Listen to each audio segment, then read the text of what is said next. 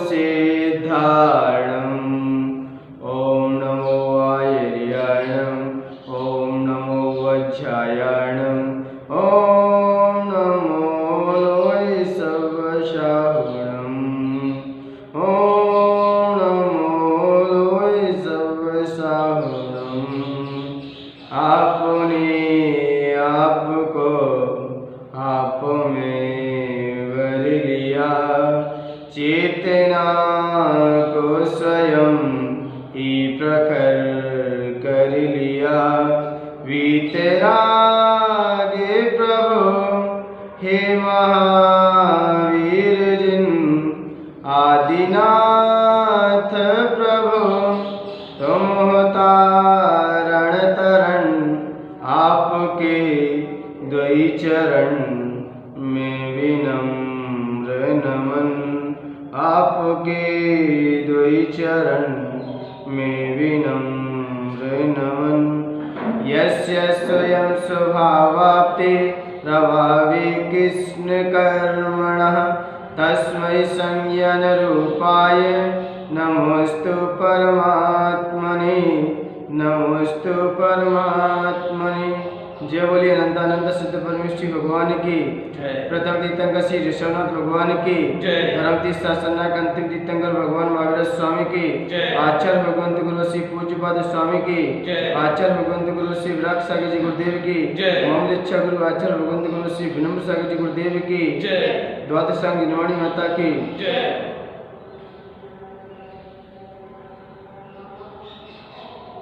तीर्थेश वर्धमान स्वामी का शासनकाल और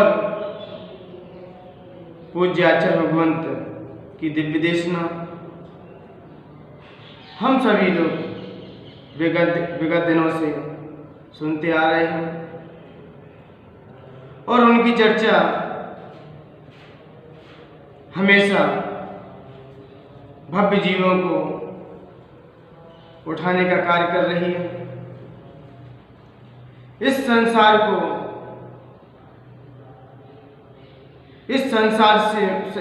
में पड़े हुए जीवों के लिए बड़ी मार्मिक वाणी है,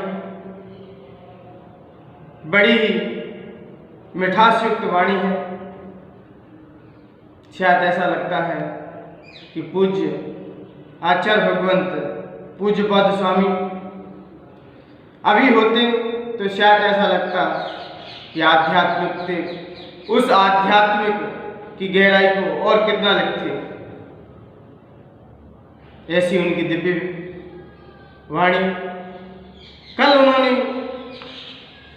योगियों का स्थान बताया कि योगी कैसे स्थान पर निवास करें, कैसा उनका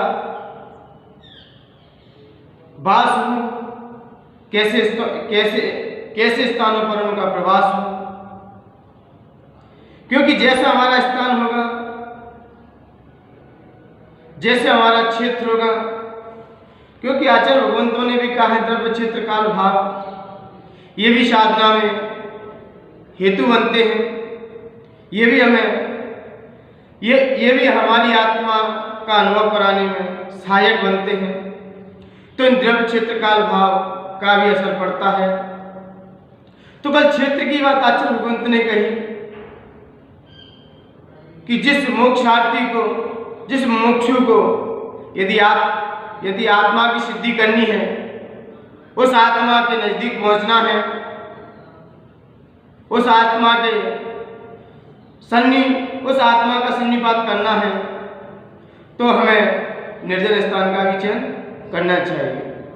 अब आचार्य भगवंत आज अपनी बात करते हुए कह रहे हैं कि वह व्यक्ति निर्जन स्थान तो ले लिया है, उसका स्थान निर्जन तो मिल गया है। अब आचार्य भगवंत और उससे संबोधन देते हुए योगी का कैसी कैसी क्रियाएं होती हैं।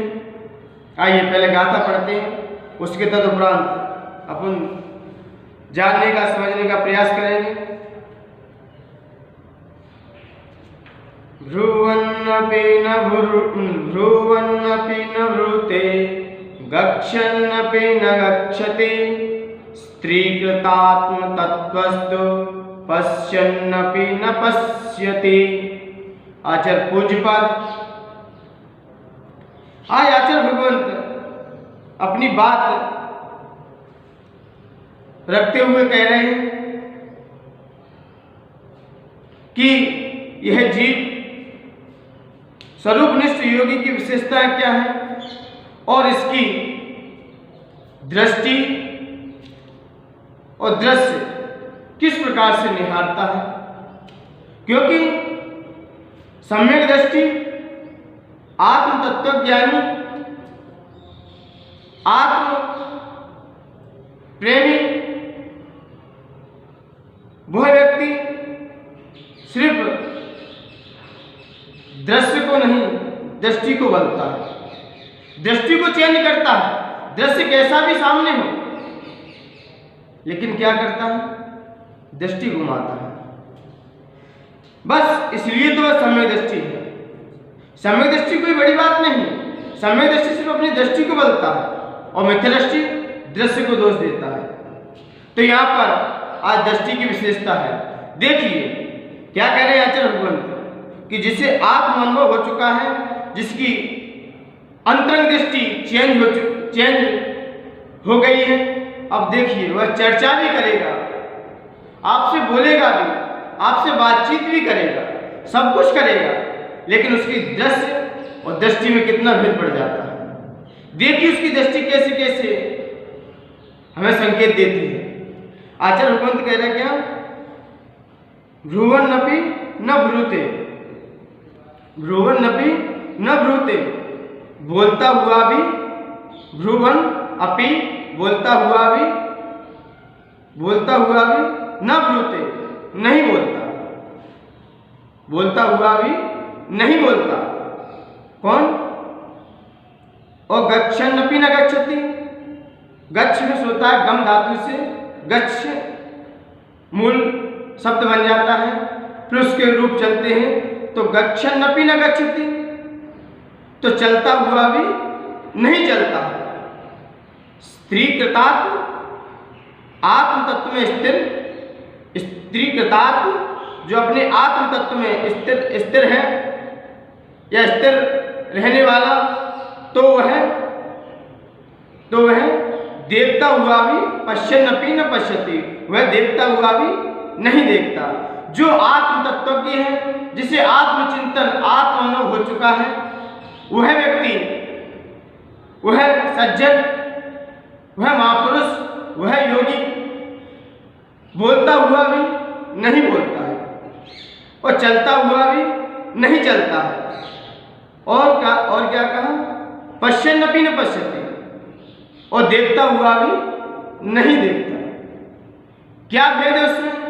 सिर्फ सामने चीज दिख रही है, लेकिन तो भी उसकी उसमें रुचि नहीं है, उसमें वह आसक्त नहीं हो रहा। और आचार्य भगवंतों का कहना है कि हमें हर वस्तु में आसक्ति नहीं दिखानी, क्योंकि ज्ञानी चीज तो भोगता है, लेकिन कैसे भोगता है? अनासक्ति पूर्वक, उसमें रुचि नहीं रखता। और जहाँ पर रुचि है, जहाँ पर हम किसी चीज का आश्रय लेते हैं, वहीं पर कर्मों का बंद होने लगता है। ज्ञानी समझता है यदि हम किसी चीज को उसका आश्रय लेंगे या उसे रुचि पूर्वक भोगेंगे, उसमें अपनी आसक्ति जताएंगे, भले ही हम चीज को ना भोग पाए, लेकिन कर्मों का बंध तो हो ही जाएगा। और यहाँ पर आचार्य भगवंत कह रहे हैं, यदि हमारे अंदर देखने का अंदर से मेरा भाव नहीं है, कोई चीज दिख भी जाए मुझे, तो वह देखता हुआ भी नहीं देखता है। आपने डॉक्टर देखा होगा, डॉक्टर मरीज का इलाज करता है, पेशेंट का इलाज करता है, चाकू भी रखता है और कई प्रकार के अपने पास क्या रखता है, औजार रखता है। किसके लिए? चीराफारी के लिए, कि ऑपरेशन भी करता है, कहीं ट्रीटमेंट भी करता है कहीं का। तो सब कुछ रखते हुए भी यदि मरीज का इलाज करते समय यदि धोखे से यदि मरीज कोई एक्सपायर हो जाए, ऑपरेशन आदि करते समय वो कहीं एक्सपायर हो जाए, तो उसे सरकार भी वो सजा नहीं देती जो कि किसी का आप मर्डर कर दो, उसके मर्डर करने की सजा अलग है, लेकिन डॉक्टर से जो मरीज एक्सपायर हुआ है तो मरीज के परिजन को आक्रोश तो आ सकता है, लेकिन सरकार उसे उस डॉक्टर को सजा नहीं सुना सकती, क्योंकि डॉक्टर का भाव नहीं है अंदर से। डॉक्टर का अंदर से मारने का आश्रय और वो भाव नहीं है। वह जब डॉक्टर बनता है, जब डॉक्टर की पदवी में जाता है, जैसे देश का प्रधानमंत्री शपथ लेता है कि मैं देश के साथ कोई विद्रोह नहीं करूंगा, दगाबाजी नहीं करूंगा, जैसा कानून व्यवस्था होगी मैं उसी के अनुसार अपनी क्रियाएं निर्बाध रूप से पालन करूंगा। ऐसे डॉक्टर कि मरीज की सारी जिम्मेदारी लेता है, मरीज कितना भी परेशान हो लेकिन डॉक्टर अपने घर छोड़ के भी उसके इलाज में अपना जीवन यापन कर देते हैं, समय पूरा मरीजों के साथ निकाल देते हैं। मान्यवर क्यों निकाला? क्योंकि उन्होंने जब डॉक्टर की पदवी ली थी तब उन्हें ऐसी शपथ दिलाई जाती है कि मरीज चाहे दिन में आए चाहे रात में आए, आपको मरीज को संभालना है और मरीज को स्वस्थ रखना है। लेकिन वही हादसा देखिए, यदि आप रास्ते से जा रहे हो, किसी जंगल से गुजर रहे हो और वहां पर कोई डकैतों का समूह मिल जाए, डाकुओं का गिरोह मिल जाए और आप यदि जा रहे हो और जाते समय डाकू यदि आपके ऊपर हमला बोल दें और आप कहीं खुदा ना खास्ता आप वहां से बच गए, निकल गए और उन्होंने चाकू हथियार भी चलाए, मान्यवर वहां बच के निकल गए, लेकिन जब आप कानून में जाओगे और अपनी कंप्लेंट कराओगे तो उस पर कार्रवाई हो सकती है, उस पर कार्रवाई सरकार करेगी। क्यों? आपके भाव व्यक्ति के बचाने की नहीं थे, उसकी किस्मत थी वो बच गई, वह बच गया, लेकिन डाकुओं ने तो कोई कसर नहीं छोड़ी, भले ही वो बच चुका है। इसलिए मान्यवर वह आश्रय किसका है, रुचि किसकी है, आसक्ति किसकी है, उससे ही कर्मों का बंध होता है।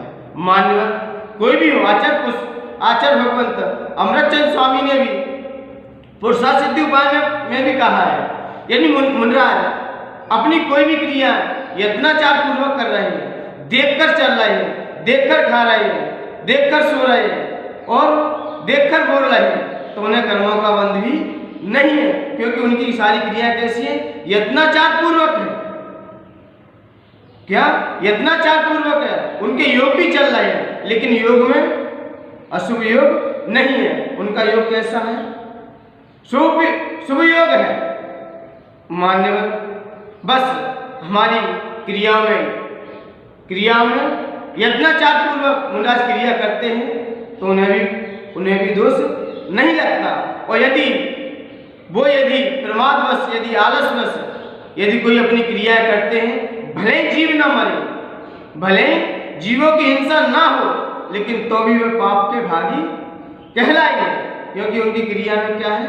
आलस है, प्रमाद है, और जहाँ प्रमाद है वह हिंसा, और जहाँ हिंसा है वहीं कर्मों का बंध है। इसलिए आचार्य भगवंतों ने आज कहा कि ज्ञानी और योगी अपनी कोई भी क्रिया करते समय आपसे बातचीत कर रहे हैं, खा भी रहे हैं, बोल भी रहे हैं, लेकिन तो भी उन्हें क्या पाप का बंध नहीं है। क्यों नहीं है? क्योंकि उनकी क्रिया में, बातचीत में, बोलचाल में, गमन करने में रुचि नहीं है। इसलिए मान्यवर उन्हें पापों का भी बंध नहीं होता, क्योंकि आचार्य भगवंतों ने भी कहा है कि ज्ञानी दृष्टि को घुमा देता है, यानी दृष्टि को घुमाता है, वो दृश्य को जोड़ नहीं देता। दृश्य कैसा भी सामने आए, आपने देखा होगा एक ज्ञानी लोग एक अज्ञानी लोग डॉक्टर के पास जाते हैं और इलाज कराते हैं अपना पूरा, और उनके परिजन कितने देखने वाले आते हैं सामने, कितने लोग व्यवहार में हॉस्पिटल जाते हैं। कोई सज्जन व्यक्ति हो, कोई अच्छा व्यक्ति हो, वह डॉक्टर के पास जब गया और इलाज कराया उसने, कई लोग देखने आ रहे हैं, एक से एक डॉक्टर आ रहे हैं, एक से एक वैद्य आ रहे हैं, एक से एक मंत्र तंत्र आदि वाले सामने खड़े हैं, उसको सब उसके सामने खड़े हुए हैं। लेकिन जो आलसी होगा वो तो कहेगा मुझे इस बेड पे ही आराम लेने दो, ताकि लोग मुझे, जनता कितनी देखने आ रही है, कितने लोग मुझे देखने आ रहे हैं। ऐसा तो मैं स्वस्थ था तब लोग देखने नहीं आते थे, लेकिन अब मैं बीमार हो गया हूँ, कितने लोग मुझे देखने आ रहे हैं। इसमें उसे को आनंद मानना है अपना। और लेकिन एक व्यक्ति जो सज्जन है वो ये सोच रहा है कि कितने भी लोग देखने आते रहे, इससे मुझे क्या मतलब, मेरा शरीर स्वस्थ हो जाए। उसे अपने शरीर के प्रति लगाव है और एक को बाहर के ख्याति के प्रति लगाव है। लेकिन अब इससे भी हटकर, अब पहले तो ये दो भेद हो गए कि क्या, एक तो शरीर की चाहत में लोगों को भूल रहा है कि लोग कोई काम पे नहीं आ रहे, ठीक है इनका फर्ज है, लेकिन मेरा भाव क्या है कि इनके आने से मेरा रोग ठीक नहीं होगा, मेरा रोग तो मेरे कारण ही होगा। बस वो रोग से मुक्त होने की भावना भाता है, मैं रोग से कब मुक्त हूँ। और एक क्या भा रहा है कि मुझे कितने लोग देखने आ रहे हैं। ऐसे तो मैं घर पे स्वस्थ रहता था तब लोग देखने नहीं आते थे, लेकिन देखिए दोनों की दृष्टि में क्या अंतर है। और इससे हटकर जो कोई ज्ञानी पुरुष होता है, कोई विशेष पुरुष होता है, कोई साधु होता है, वो भी अपना इलाज कराने जाता है, क्योंकि उसके अंदर भी एक रोग है। क्या है? क्षुधा क्या है? रोग है। तो क्षुधा रोग का इलाज कराने के लिए कहाँ जाता है? कहाँ जाता है? कहाँ जाएगा? जब क्षुधा कोई सता रही हो तो वह उस वेदना को शांत करने के लिए कहाँ जाएगा? कहाँ जाएगा? आहार करते समय जाते हैं ना। तो ये क्या है? तो ज्ञानी समझता है क्षुधा रोग है, और ये सब लोग मुझे परेशान कर रहे हैं, ये सब लोग कौन है? डॉक्टर है। ये क्या है? डॉक्टर है। और रोग क्या है? क्षुधा है। और आपकी भोजनशाला क्या हुई? आपकी आहारशाला क्या हुई? आपकी किचन क्या हुई? ज्ञानी पुरुषों के सामने क्या हुई? वो तो क्या है? वो तो अस्पताल है, वो तो हॉस्पिटल है। और ये भोजन सामग्री क्या है? औषधि है। ये सब औषधि है। तो औषधि है तो वो औषधि समझता है, और ये सब क्या है? डॉक्टर है। और देखिए कई लोग बाहर से देखते हैं, हर्षोल्लास मनाते हैं, और आहार देने वाले भी खुशी से हार देते हैं, लेकिन जो लेता है उसे मजबूरी में खुशी होना पड़ता है, चेहरा थोड़ा प्रसन्नता रखनी पड़ती है, लेकिन अंतरंग से वो भी जानता है क्या है? क्षुधायक रोग है। वो भी ज्ञानी भी भोजन करता है, ज्ञानी भी भोजन करता है, लेकिन उसमें वो अपनी आसक्ति नहीं दिखाता। जैसा मिले वैसा खा लेता है। जैसे मरीज को औषधि दी जाती है, तो मरीज जब स्वस्थ होने के लिए औषधि खाता है तो रुचि से खाता है कि अरुचि से खाता है? आप चिंतन कीजिए। आपको कोई रोग है, शरीर अस्वस्थ हो चुका है आपका, तो आप अपना इलाज करा रहे हो, तो मान्यवर जरा चिंतन कीजिए, आप उस औषधि का भक्षण करोगे, उस औषधि को खाओगे तो रुचि से खाओगे कि अरुचि पूर्वक खाओगे? औषधि कोई स्वाद से खाता है क्या? तो इसी प्रकार जैसे अस्वस्थ मनुष्य औषधि को अरुचिपूर्वक उसका भक्षण करता है, उसके देखने वाले को अरुचिपूर्वक उन्हें देखता है, उनके साथ बोलता है, तो उसमें उसकी रुचि नहीं रहती। उसकी रुचि किसमें होती है? मैं कब स्वस्थता को प्राप्त हूँ। उसे इन लोगों में कोई रुचि नहीं रहती, उसे क्या रहती है? मैं कब स्वस्थ हूँ। इसी प्रकार मान्यवर ज्ञानी यही चिंतन करता है, यही विचार करता है। क्या करता है कि हे भगवान, ये क्षुधा रोग के कारण मुझे किसी के दर पे आना पड़ता है और अपना हाथ नीचे करना पड़ता है, और वैसे ज्ञानी का हमेशा हाथ ऊपर रहता है। लेकिन ऐसा अवसर आता है, ऐसा एक क्षण आता है, उस समय इस क्षुधा रोग के कारण हमें किसी के नीचे अपना हाथ करना पड़ता है, तब वह अंतरंग से खुशी नहीं होती उसे, वो उसे खाते हुए भी उसमें रुचि नहीं रखता। वो जानता है ये सब मेरा स्वभाव नहीं है, क्योंकि ज्ञानी भोजन करता है और अज्ञानी भोजन करता है।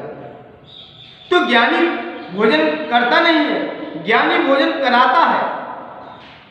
ज्ञानी भोजन कराता है और अज्ञानी भोजन करता है। क्या?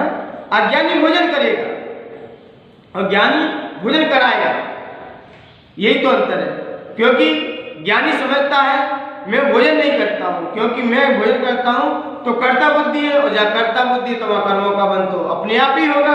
और जहाँ पर मैं भोजन करा रहा हूँ तो किसको करा रहा हूँ?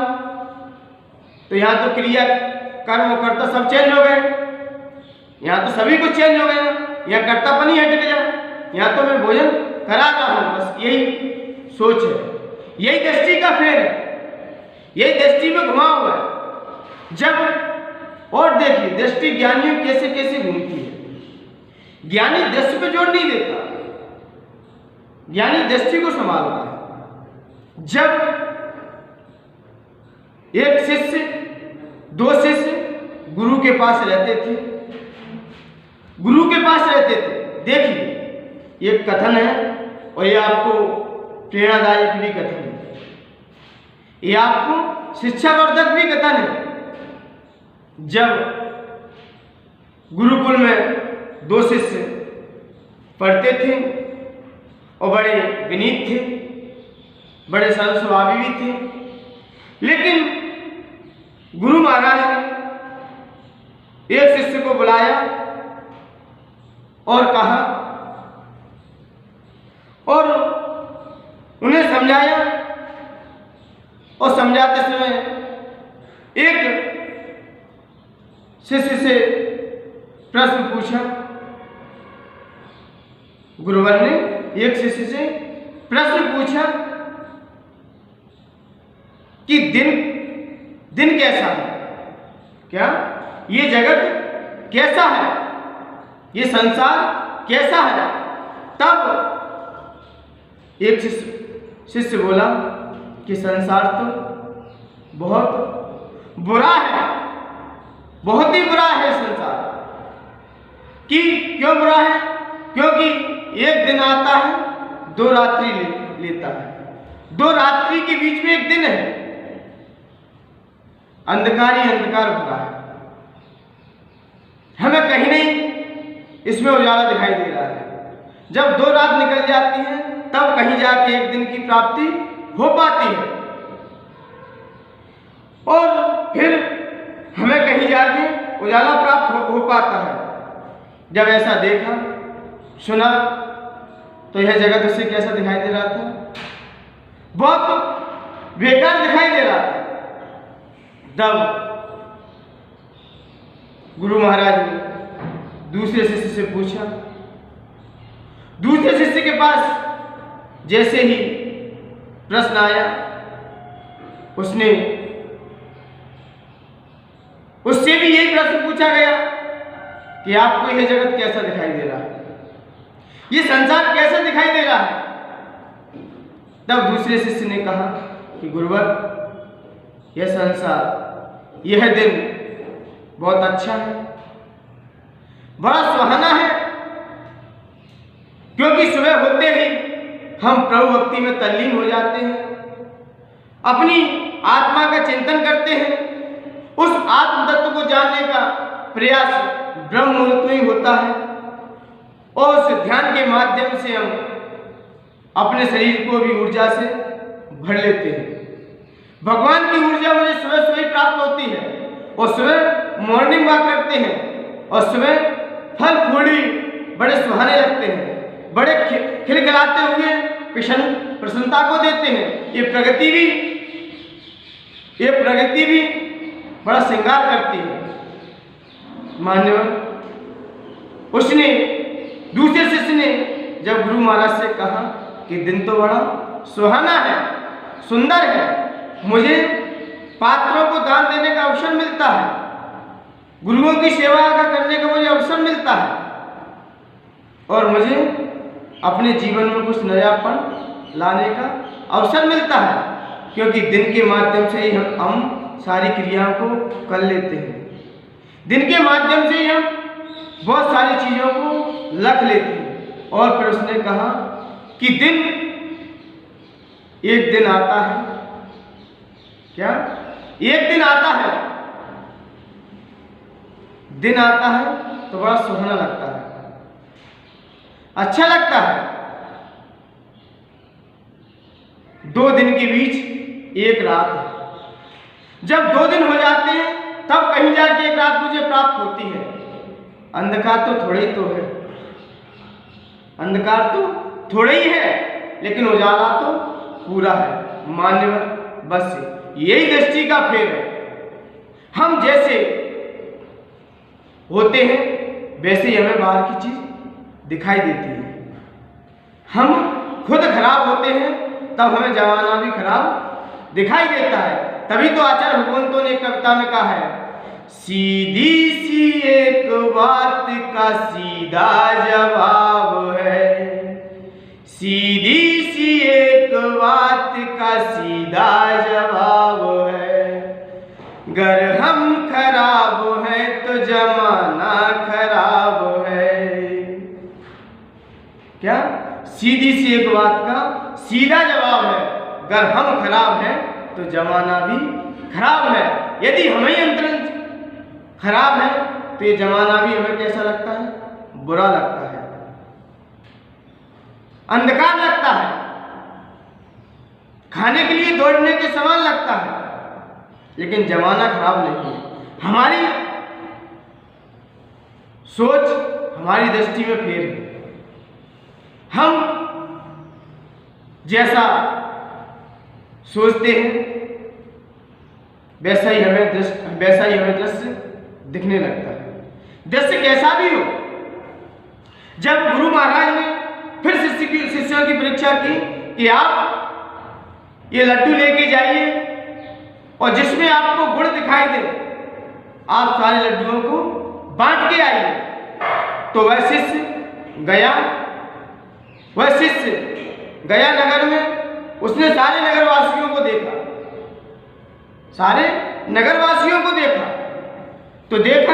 तो उसे किसी में कोई गुण ही नहीं दिखाई दिए।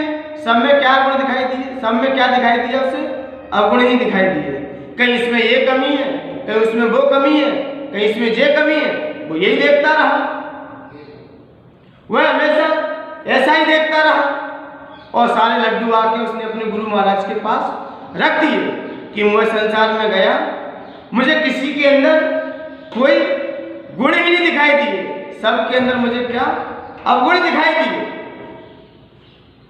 तो मान्यवर, जब दूसरे शिष्य को भेजा तो दूसरा शिष्य जैसे गया, और जब गया तो जितने उसे लड्डू मिले वो लड्डू तो सिर्फ 3 घंटे में सब लड्डू बट गए। और फिर गुरु महाराज के पास आया कि गुरुदेव लड्डू तो कम पड़ गए। बोले क्यों? कि मैं हर व्यक्ति के अंदर गया, हमें उसके अंदर कोई ना कोई गुण दिखाई दे गया। तब गुरु महाराज ने कहा, जिसकी दृष्टि जैसी होती है उसे वैसा ही दिखाई देता है। दूसरे शिष्य को हर व्यक्ति के अंदर कोई ना कोई गुण दिखाई दिया। और मान्यवर, संसार में ऐसा कौन सा प्राणी है जिसके अंदर कोई गुण ना हो? हर व्यक्ति के अंदर गुण है, बस हमारी दृष्टि के ऊपर, बस हमारी दृष्टि का फेर है, हमारी दृष्टि का ही नजारा है, दृष्टि का ही खेल है, दृष्टि का ही खेल है, हमारी दृष्टि का ही दृष्टि पे ही निगाह रहती है। इसलिए मान्यवर, हम जैसी दृष्टि रखते हैं वैसे ही हमें सामने वाला दिखाई देने लगता है। इसलिए मान्यवर, बहुत सारी परीक्षाएं की गुरु महाराज ने कहा कि जाइए जंगल में, ऐसी कोई वस्तु लेके आइए जिसकी कोई वैल्यू ना हो, जो कोई काम की चीज ना हो। वह चीज लेके आई। जब शिष्य गए तो एक शिष्य गया तो उसने जंगल में गया तो उसे दिखाई दिया कि ये पत्थर तो कोई काम के ही नहीं, फ्री के डले रहते हैं, इनका कोई काम ही नहीं होता। तो वह गाड़ी से सारे पत्थरों को और सारी जो घास थी ये सब फ्री की है और गाड़ियों को लाद के हुए और गुरु महाराज के पास ले आके रख दिया। बोले ये कोई काम का नहीं, संसार में क्या है, सब भारभूत है। जैसे ही दूसरे शिष्य को जैसे भेजा तो दूसरा शिष्य जब गया तो उसने निगाह डाली, बोले गुरुवर मुझे संसार में ऐसी कोई वस्तु दिखाई नहीं दी जो कोई काम की ना हो। हर वस्तु कोई ना कोई काम की है, बस हमें पता ना हो तो बात एक अलग है, लेकिन वस्तु ऐसी कोई नहीं है जो फ्री की हो, जो फालतू हो, जो व्यर्थ में आई हो संसार में। ऐसी वस्तु मुझे कोई दिखाई नहीं दी।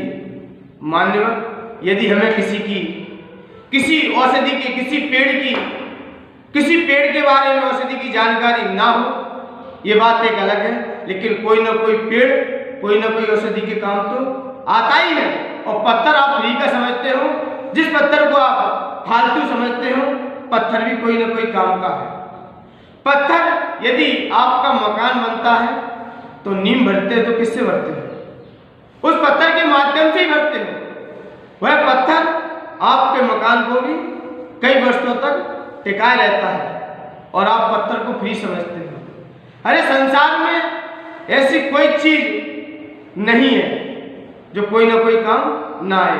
हर वस्तु की कीमत है, हर वस्तु की उपयोगिता है, बस हम उसकी उपयोगिता को समझ पाए, ये बात समझ पाए या ना समझ पाए, ये हमारी पहचान है। लेकिन हम ये समझें कि वस्तु फ्री की है, वस्तु फालतू है, तो वस्तु फालतू नहीं है। आपकी सोच, आपका व्यक्तित्व, आपका विचार फालतू हो सकता है, लेकिन ये चीजें फालतू नहीं हो सकती। इसलिए मान्यवर, तभी गुरु महाराज समझ गए वास्तव में यह शिष्य ही इस शरीर से अपनी आत्मा को पृथक कर सकता है। ऐसे शिष्य ही आत्म तत्व तक पहुंच सकते हैं और ऐसे शिष्य ही आत्मचिंतन का अनुभव करते हुए वह किसी से बात करते हुए भी बात नहीं करते, बोलते हुए भी नहीं बोलने के समान है और चलते हुए भी नहीं चलने के समान है। मान्यवर, जिनकी दृष्टि में समीचीन दृष्टि है, वास्तव में आज वही धरती पे सम्माननीय और आदरणीय और वही वंदनीय है। मान्यवर, और जो दृश्य को देखते हैं, जो दृश्य को जोड़ देते हैं कि उसने मेरे साथ ऐसा कर दिया, वो नहीं होता तो ऐसा नहीं होता, तो ये किसकी सोच है? ये किसकी सोच है? ये अज्ञानी की सोच है। लेकिन ज्ञानी दृश्य को नहीं बदलता, दृष्टि को बदलता है। वो समझ जाता है ये तो सब निमित्त है, ये तो सब मिले हैं क्षण के लिए, हम इन निमित्तों में अपने उपादान को क्यों बर्बाद करें, क्यों इसको उपादान को कमजोर करें। वो इस ऐसे निमित्तों के पाकर वो अपने उपादान को भी मजबूत कर लेते। इसलिए मान्यवर, आज आचार्य भगवंतों ने अपन सभी जीवों को समझाते हुए यही कहा है कि ज्ञानी खाता हुआ भी नहीं खाता है। ज्ञानी आहार करने जाता है, आपके चौके में जाता है, तो वो क्या समझता है? ये सब क्या है? रसोई है। रसोई को क्या समझता है? ये तो हॉस्पिटल है, मैं तो सिर्फ अपना इलाज कराने आया हूँ, और जैसे मेरा इलाज हो जाएगा तो मैं फिर अपनी उस आत्म चिंतन, उस आत्म अनुभव की तरफ मैं लग सकूँ। इसलिए मान्यवर, इसलिए आचार्य भगवंतों ने आज सभी लोगों, सभी जीवों को संबोधन करते हुए यही कहा है कि भुवन की ज्ञानी, तत्वज्ञानी, जो तत्व स्थिर, जो अपनी आत्मा में स्थिर हो जाता है, जो अपनी उसे आत्म स्वरूप को जान लेता है, तो ये सारी वस्तुओं को देखते हुए भी नहीं देखता है और बातचीत करते हुए भी वह बातचीत न करने के समान आप अपने आप में महसूस करता है, क्योंकि उसमें अपनी रुचि को नहीं रखता है। इसलिए आचार्य भगवंतों ने कहा है कि अपनी रुचि को चेंज कीजिए, अपनी उस परिणति को चेंज कीजिए, अपने परिणामों को चेंज कीजिए, क्योंकि हमें संसार में तो रहना है, इस संसार में ही रहना है। लेकिन संसार में ज्ञानी भी रहता है और अज्ञानी रहता है, लेकिन ज्ञानी उस कमल के फूल की तरह रहता है, उस कीचड़ में पड़े हुए सोने के समान रहता है। जैसा सोना कीचड़ में जाके गिर जाता है, कीचड़ में पड़ जाता है, लेकिन कीचड़ उसके अंदर प्रवेश नहीं कर पाती। इसी प्रकार ज्ञानी जीव होते हैं, संसार में तो रहते हैं, लेकिन उन्हें संसार टच नहीं कर पाता, उनके अंदर संसार प्रवेश नहीं कर पाता। इसलिए मानव अपनी दृष्टि को चेंज कीजिए, दृश्य कैसा भी सामने हो अपनी दृष्टि को ना घुमाइए, अपनी दृष्टि को चेंज करने का प्रयास कीजिए। जब हम अपनी दृष्टि को चेंज कर लेंगे, वास्तव में हम इस धरती के सम्यक दृष्टि कहलाने लायक बन सकते हैं, क्योंकि यही सम्यक दृष्टि की पहचान है, यही तत्वज्ञानी की पहचान है। इसलिए मानव आप अपनी दृष्टि को चेंज कीजिए, दृष्टि को उज्जवल कीजिए, ताकि हमारा मनुष्य पर्याय में आना सार्थक और सफल हो सके। इन्हीं पवित्र पुनीत भावनाओं के साथ जय बोली आचार्य भगवंत गुरुवशी पूज्यपाद स्वामी की, आचार्य भगवंत गुरुवशी विराट सागर जी गुरुदेव की, आचार्य